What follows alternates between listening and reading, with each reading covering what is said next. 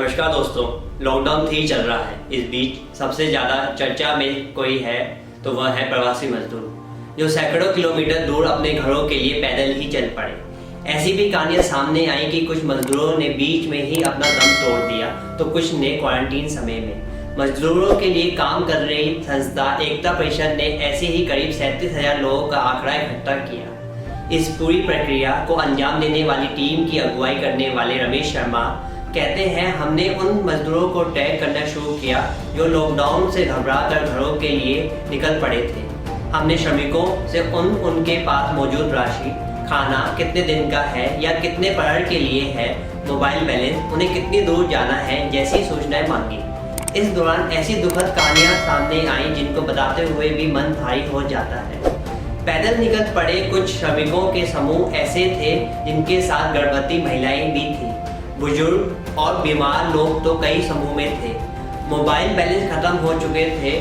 ऐसे लोग भी थे जिनके पास पैसे और खाना खत्म हो चुका था।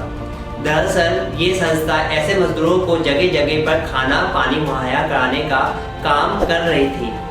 क्या अफरा तफरी में मुख्य श्रम आयुक्त ने दिया आदेश।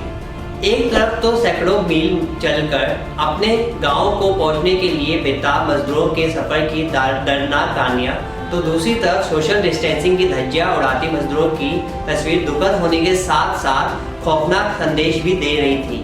केंद्रीय श्रम एवं रोजगार मंत्रालय के तहत आने वाले मुख्य संयुक्त ने अफरा तफरी में 8 अप्रैल को इस सर्कुलर के मुताबिक देश भर में मौजूद 20 सेंटर के रीजनल संयुक्ताओं को अपने संसाधनों का इस्तेमाल कर 3 दिन के भीतर यानी 11 अप्रैल को लॉकडाउन में फंसे प्रवासी मजदूरों की गणना करने का निर्देश दिया गया।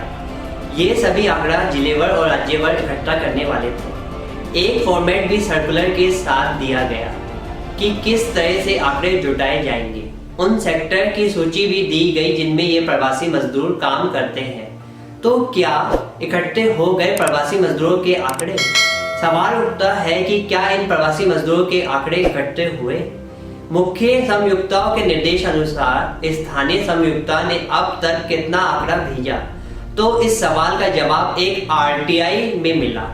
कॉमनवेल्थ ह्यूमन राइट इनिशिएटिव के वेंकटेश नायक ने सूचना के अधिकार कानून के तहत मुख्य श्रम आयुक्त कार्यालय से राज्य द्वारा एकत्र किए गए प्रवासी मजदूर के बारे में 4 अप्रैल 2020 को 5 सवालों के जरिए जानकारी मांगी। इसका जवाब 5 मई 2020 को आया। केंद्रीय लोक सूचना अधिकारी ने इन 5 सवालों का जवाब संक्षिप्त में दिया कि आपके द्वारा मांगी गई जानकारी के मुताबिक हमारे पास कोई आंकड़ा मौजूद नहीं है। आइए जानते हैं मुख्य श्रम आयुक्त ऑफिस से जारी सर्कुलर पर क्या कहते हैं क्षेत्रीय श्रम आयुक्त। सर्कुलर में न थी 20 रीजनल श्रम आयुक्त में से कुछ अधिकारियों से बात करने की कोशिश की गई। दिल्ली में नियुक्त 2 अधिकारियों, मुंबई में नियुक्त 2 अधिकारियों व देहरादून में एक अधिकारी को कई बार फोन करने के बाद मुंबई के एक अधिकारी ने फोन उठाया। उनसे इस सर्कुलर के बारे में पूछने पर उनका जवाब था कि राज्यों को इस बारे में जवाब देने थे। ऐसी कोई आंकड़ा उनके पास नहीं है। उन्होंने कहा कि हम इस विषय पर बात करने के लिए अधिकृत नहीं है। ऐसा ही जवाब देहरादून से भी मिला। दिल्ली के अधिकारियों को फोन की घंटियां तो बजी लेकिन फोन उठा नहीं।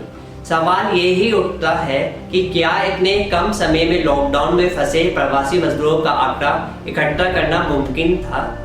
क्या ये सर्कुलर केवल रस्म अदाई भर नहीं था? तो इस पर अपनी राय देने के लिए कमेंट बॉक्स में लिखें और देखते रहिए न्यूज़ लाइव इंडिया। नमस्कार दोस्तों।